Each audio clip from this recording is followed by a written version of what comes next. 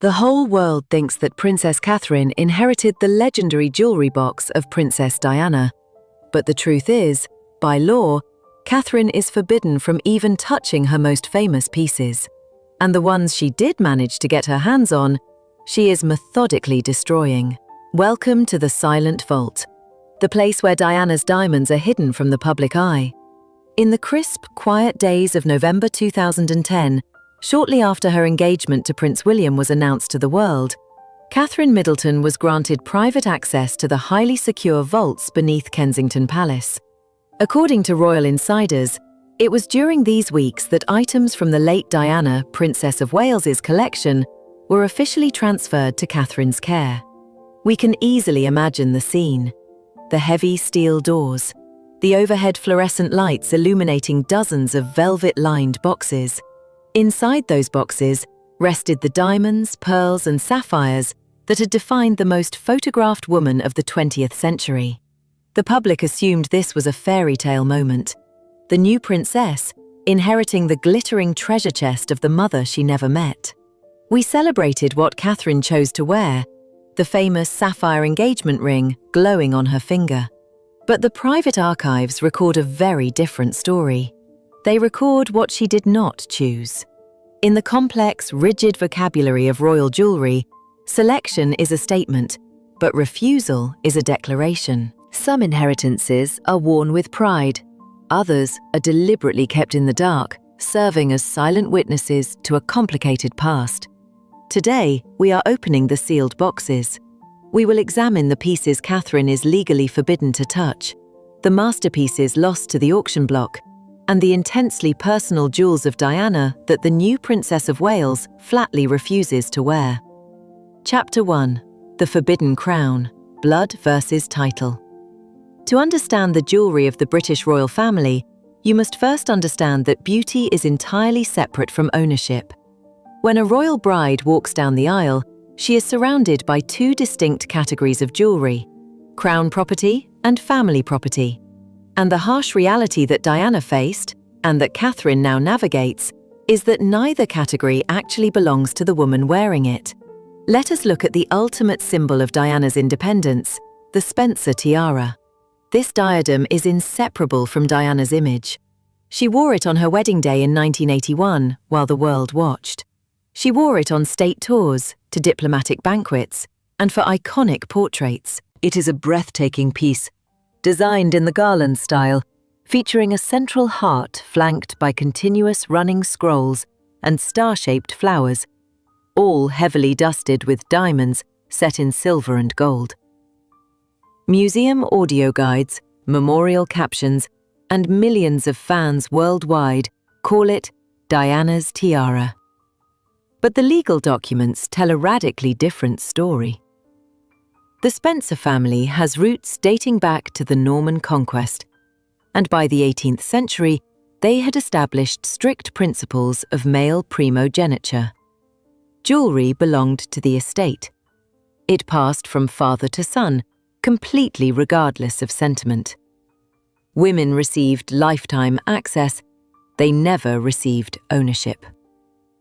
Diana wore the Spencer tiara dozens of times, but she borrowed it every single time.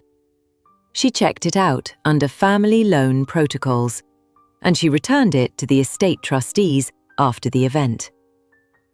When Diana died in 1997, the tiara did not go to her sons. It was returned immediately to Althorpe House, where it rests today in a climate-controlled display case under the strict legal ownership of her brother Charles, the 9th Earl Spencer. This brings us to Catherine. As the Princess of Wales, Catherine holds one of the highest titles in the land. But the vault door at Althorpe House requires genealogy, not ceremony. Because Catherine is a daughter-in-law and possesses no Spencer blood lineage, she is legally barred from the traditional inheritance framework. Even if she wanted to honor Diana by wearing the Spencer tiara, she cannot.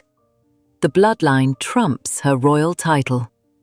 The tiara is forever forbidden to her.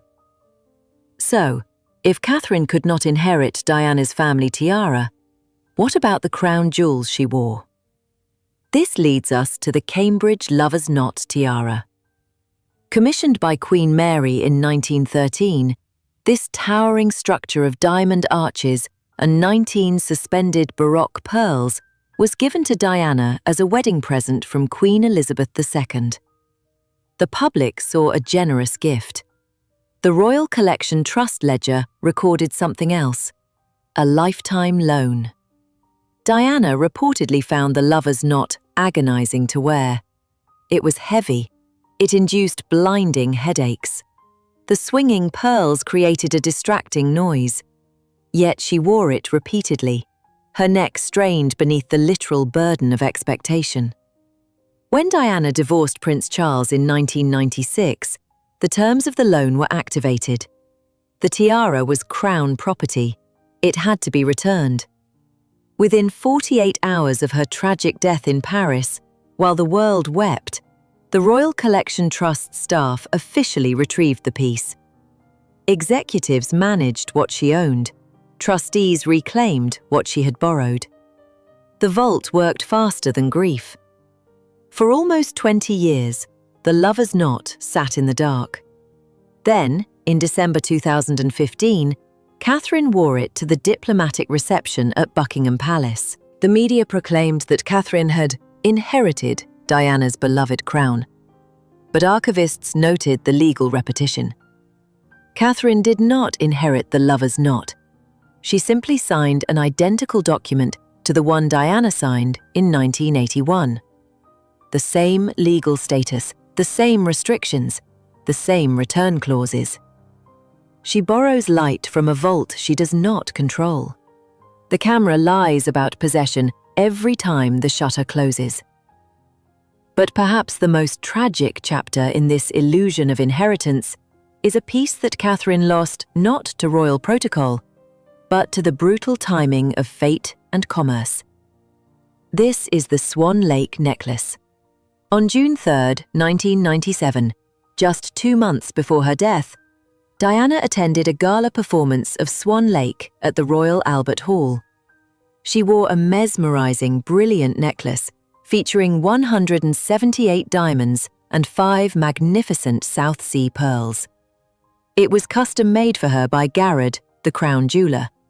It was breathtaking. But there was a fatal flaw in the timeline. The necklace was not finished. Garrard had only completed the necklace for the event. The matching earrings were still being made. After the ballet, Diana returned the necklace to Garrard so they could finish the set. Before the suite could be completed and officially purchased by Diana, the Paris crash occurred. Because the transaction was never finalized, the necklace did not legally belong to Diana's estate. It did not pass to William or Harry. Instead, the jeweler, left with a priceless piece and no royal buyer, sold it to a private collector. In 2010, it was sold again at auction for hundreds of thousands of dollars. Catherine lost the chance to wear one of Diana's most iconic modern masterpieces simply because the invoice hadn't been settled. The Swan Lake necklace now drifts through private auctions, completely out of reach of the royal family. These are the jewels Catherine cannot touch. Bound by blood, restricted by royal law, or lost to the auction block. But what about the pieces that did legally pass into her hands? The items sitting securely in her own private safe. Why do some of Diana's most valuable, most personal diamonds remain hidden in the dark, 14 years after Catherine received the keys? Next, we open the Silent Vault. If the first category of Diana's jewelry was blocked from Catherine by royal protocol and bloodlines, the second category is blocked by something far more powerful: personal choice. When Prince William requested access to his mother's jewelry in 2010, he was opening a private archive of grief and glamour. According to palace sources, Catherine was shown the pieces that had defined Diana's public image for 16 years. These were not crown loans. These were Diana's personal property, officially inherited by her sons. They exist in Catherine's secure storage today. They are hers by right. And yet, for over a decade, she has subjected them to a total, deliberate blackout. The most glaring omission is the Saudi sapphire suite. When Crown Prince Fahd of Saudi Arabia presented 20-year-old Diana with a wedding gift in 1981, it arrived with all the diplomatic weight of an oil treaty. Crafted by Asprey, the suite included a massive Burmese sapphire pendant suspended from a diamond necklace, matching earrings, a ring, and a bracelet. The deep blue stones cascaded in heavy white gold. It was staggering in its value. And it became one of Diana's most frequently worn sets in the early years of her marriage. She wore it during the royal tour of Brisbane in 1983. She wore it to state banquets. It was the visual anchor of her early, dutiful royal life. But archival photo analysis reveals a striking pattern. After 1990, as her marriage to Prince Charles began its documented decline, the Saudi sapphires disappeared. Diana stopped wearing them. The pieces were not lost or damaged. They were simply not chosen. In the vocabulary of royal protocol, Diana wore what diplomacy demanded, until she didn't have to anymore. The sapphires remained in their case, silent witnesses to the difference between obligation and preference. Today, Catherine holds those same sapphires. She has attended hundreds of state banquets where such a suite would be perfectly appropriate. Yet the Saudi sapphires have never appeared. Palace curators, speaking anonymously, note this calculated distance. It is not an accident. The suite is too recognizable. It screams of the 1980s, yes, but more importantly, it screams of Diana. For Catherine to wear the heavy, cascading sapphires would be to invite endless, side-by-side photographic comparisons in the tabloids. It would look like cosplay, not continuity.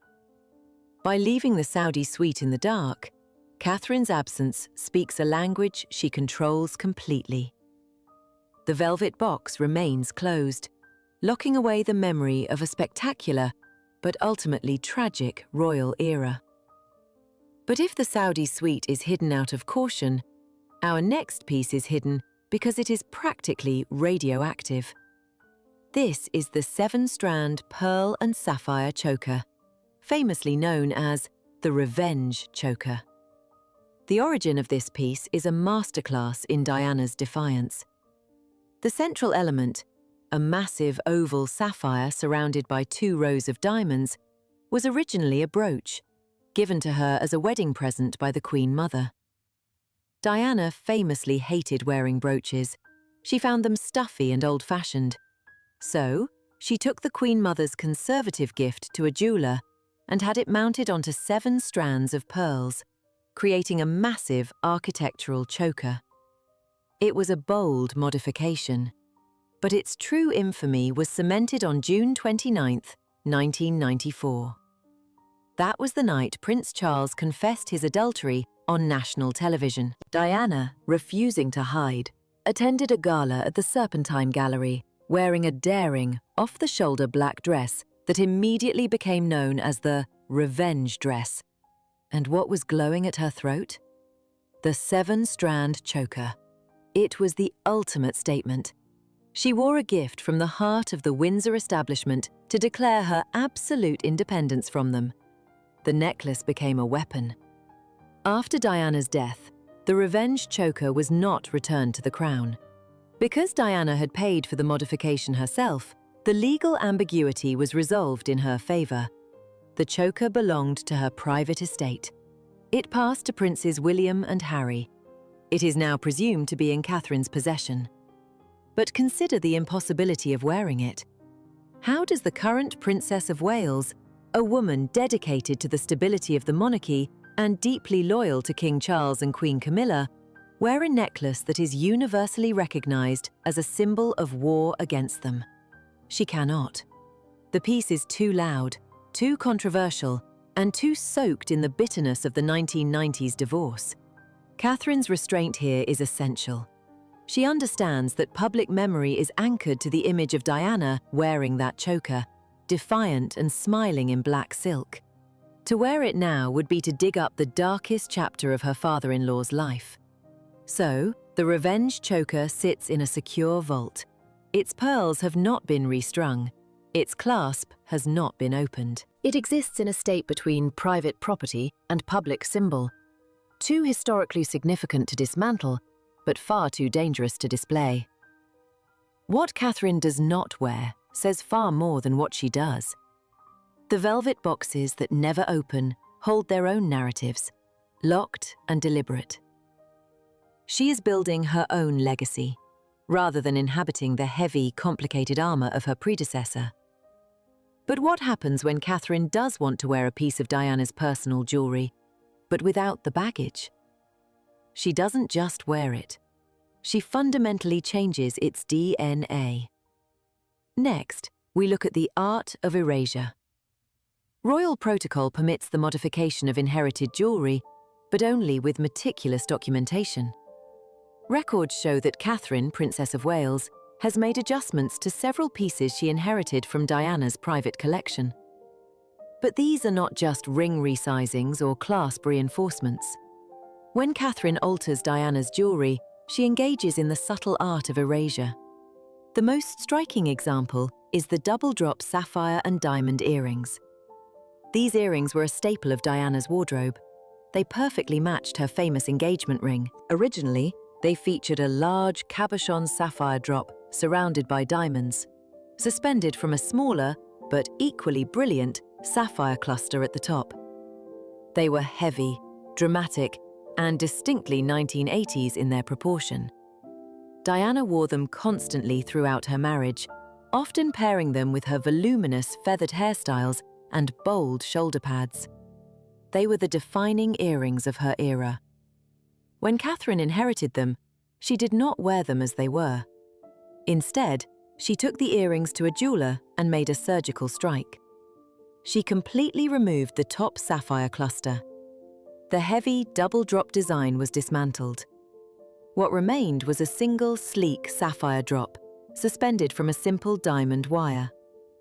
The result is elegant, safe, and entirely Catherine. But it is no longer Diana's earring. By removing half of the original design, Catherine erased the extravagance of the piece. She stripped away the 1980s excess and turned a statement jewel into an everyday accessory. She now wears the simplified drops frequently, from royal tours to the Trooping the Colour. But to a trained eye, they are a shadow of their former selves. Catherine didn't just inherit the earrings, she sanitized them. This pattern of altering the past continues with an even more historically significant piece, the Prince of Wales Feathers Pendant. This is not just jewelry, it is heraldry. The piece features the 3 ostrich feathers, the ancient badge of the heir apparent, encircled by diamonds and an emerald drop. It was originally a wedding gift to Princess Alexandra in 1863 from the Ladies of North Wales. When Diana became Princess of Wales in 1981, the Queen Mother presented her with this historic badge. But Diana, characteristically, refused to wear it as a traditional brooch. She found brooches stuffy. Instead, Diana attached the heavy diamond feathers to a thick platinum chain and wore it as a prominent pendant necklace. She paired it with vibrant green dresses, letting the emerald drop swing freely against her chest. It was a bold reinterpretation of a conservative royal symbol. For decades after Diana's death, the piece vanished.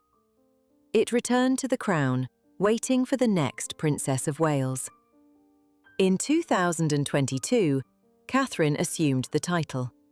And almost immediately, the Prince of Wales feathers reappeared. But Catherine did not wear it as a necklace. She completely undid Diana's modification. She removed the platinum chain. She restored the piece to its original Victorian function. At the first state visit of King Charles's reign, welcoming the President of South Africa, Catherine pinned the feathers directly to her coat as a classic brooch. It was a sharp, deliberate return to protocol. Diana had used the piece to make a fashion statement. Catherine used it to make a constitutional statement. I am the Princess of Wales, and I respect the old rules. By reversing Diana's creative choices, Catherine demonstrated her approach to inheritance. She will honor the title, and she will wear the historic stones, but she will not mimic the rebellion of her predecessor. The archival records show what remains untouched. The heavy emeralds and the massive pearls remain in the vault. The pieces she does wear have been carefully edited, their history literally trimmed down to size. But there is one piece of Diana's legacy that Catherine cannot alter. She cannot remove a stone. She cannot change the setting. It is the most famous piece of jewelry in the world, and it is the only one she is forced to wear exactly as Diana left it. In the entire royal collection, the distinction between a loan and a purchase defines possession. You borrow a crown, you own a watch. And you cannot inherit a tiara that your mother-in-law merely rented for a few hours. But there is one staggering exception in the vault. A piece of jewelry so famous, so heavily documented, that its ownership is absolute. It is the only major piece of Diana's jewelry that Prince Charles ever actually bought for her. And because he bought it, it belonged to her estate. Because it belonged to her estate, it passed to her sons. And because it passed to her sons, Catherine Middleton had no choice but to accept it. This is the crushing inevitability of the sapphire engagement ring. The story of this ring is a masterclass in the difference between royal tradition and commercial reality. In early February 1981, Prince Charles proposed to Lady Diana Spencer. He did not commission a bespoke ring from the crown jeweler. He did not ask the Queen to open the family vaults. Instead, he presented Diana with a tray of rings from Garrard's existing retail collection. This was inventory available for purchase by anyone with enough money. Diana selected a 12-carat oval Ceylon sapphire surrounded by 14 solitaire diamonds set in 18-carat white gold. The palace announced the engagement. Garrard's sales ledger recorded the transaction with cold, commercial precision. Paid by His Royal Highness the Prince of Wales. Delivered to Lady Diana Spencer. The cost was £28,000. The legal distinction mattered immediately. Unlike the loaned lover's knot tiara or the crown wedding gifts, this ring was purchased for Diana. It established her as the intended sole owner. When she died in 1997, the ring passed to her sons according to her will, the only major jewel in her estate with clear, indisputable personal provenance. When Prince William proposed to Catherine in 2010, he presented her with this exact ring. The irony is documented in the royal archives. Catherine inherited the one jewel Charles bought, not the 47 pieces Diana borrowed. Purchase created legacy where loans could not. But this inheritance was not a gift, it was a burden. The sapphire ring is the most recognizable piece of jewelry on the planet. It was photographed thousands of times on Diana's hand. It is symbolic of her engagement, her disastrous marriage, and eventually, her independence. For Catherine to refuse it would have been interpreted by the public and the press as a rejection of Diana's memory. To accept it was to carry forward a legacy she had not chosen but could not avoid. The engagement made it permanent. The inheritance became public property. Catherine wears the ring daily, a heavy 12-carat sapphire constantly anchoring her to the 1980s, to a tragic marriage, and to a woman she never met. She cannot alter it. She cannot remove a diamond or change the setting, as she did with the double-drop earrings. The ring is a fixed point in royal history. It is the one piece of Diana's past she must carry exactly as it is. But Catherine's approach to another purchased item from Diana's estate reveals a subtle, deliberate attempt to break free from this inherited weight. This is the story of the Cartier Tank Française watch. Diana famously wore this elegant yellow gold watch after her divorce in 1996. It was modern, polished, and unflinchingly independent. It was a subtle statement of reinvention, often gleaming beneath the cuff of her blazers. It belonged to her personal estate. After her death, the watch passed to Prince William. According to widespread reports, William later exchanged the watch with Prince Harry for the sapphire engagement ring. Today, the Cartier Tank Française rests gracefully on the wrist of Meghan Markle, Duchess of Sussex. She wears it frequently, a timeless link to Diana's independent era. But what about Catherine? She does not wear Diana's watch. She does not wear an inherited timepiece. Instead, Prince William commissioned a new watch directly for Catherine, a Cartier Ballon Bleu. He purchased it in 2014. The legal distinction is absolute. Items William buys become Catherine's estate. Items loaned from the royal collection remain crown property. By wearing a new Cartier watch, purchased specifically for her by her husband, Catherine creates her own history. The Ballon Bleu is hers. It carries no 1990s baggage.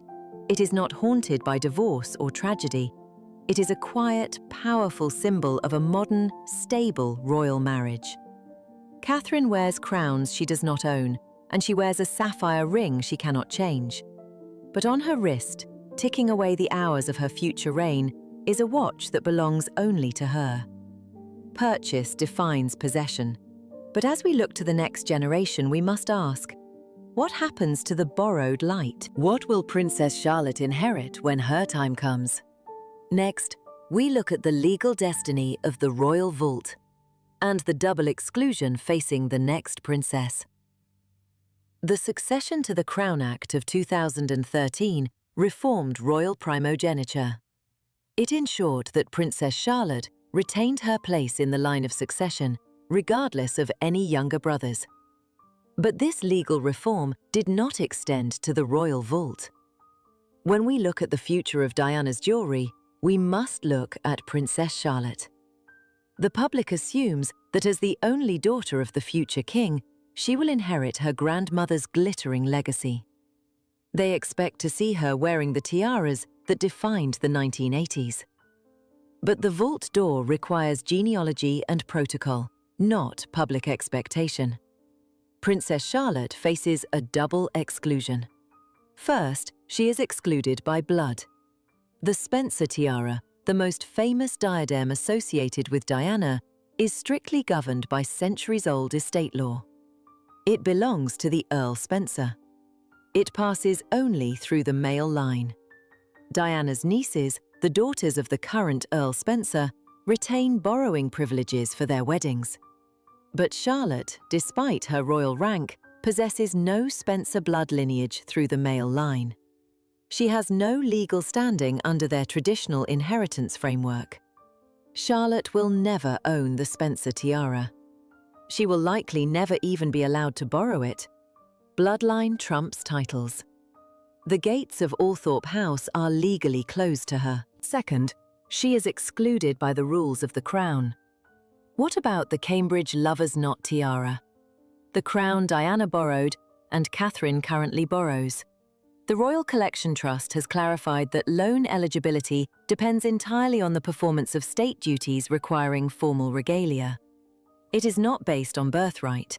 If Charlotte remains a working royal and performs official state duties, she may eventually receive a lifetime loan agreement for the Lover's Knot. The document will mirror the one signed by Diana in 1981 and the one signed by Catherine in 2015. Identical legal status, identical restrictions, identical return clauses. Charlotte will inherit rules, not jewels. She will receive access, not title. She will never own a tiara outright. She will simply be the third generation to fasten the same clasp under identical legal terms. But what about Diana's personal property? The pieces that Catherine currently holds in her private safe but refuses to wear. The Saudi sapphire suite and the emerald choker remain in secure storage. Their locations are undisclosed for security reasons. According to palace sources, some of these personal pieces have been designated for Princess Charlotte, marked in trust documents for inheritance upon her 18th or 21st birthday. This is the true legacy of Diana's vault. The pieces that caused the most controversy: the heavy 80s sapphires, the rebellious emerald headband, are skipping a generation. Catherine has chosen preservation over display. By refusing to wear the Saudi suite and the emerald choker, she has kept them pristine. They are not burdened by Catherine's image. They remain frozen in 1997, waiting for a wearer who has no memory of the scandals that surround them. When Charlotte comes of age, she will inherit a collection that has been silent for decades. She will open velvet boxes that have not caught the light since before she was born. She may choose to wear the emeralds on her forehead, reviving her grandmother's rebellion. Or she may take them to a jeweler and dismantle them completely, as her mother did with the sapphire earrings. The jewelry remains as Diana left it, heavy with a meaning that cannot be repeated. The public remembers the photographs. They remember the glamour of a princess crowned in borrowed property. But the vault knows the truth. The cameras lied about possession every time the shutter closed. The story of Diana's jewels is not a story of inheritance. It is a story of loans, legalities, and the deliberate silence of the women who came after her. The diamonds are waiting in the dark. The legal destiny is set, and the illusion of inheritance is finally broken.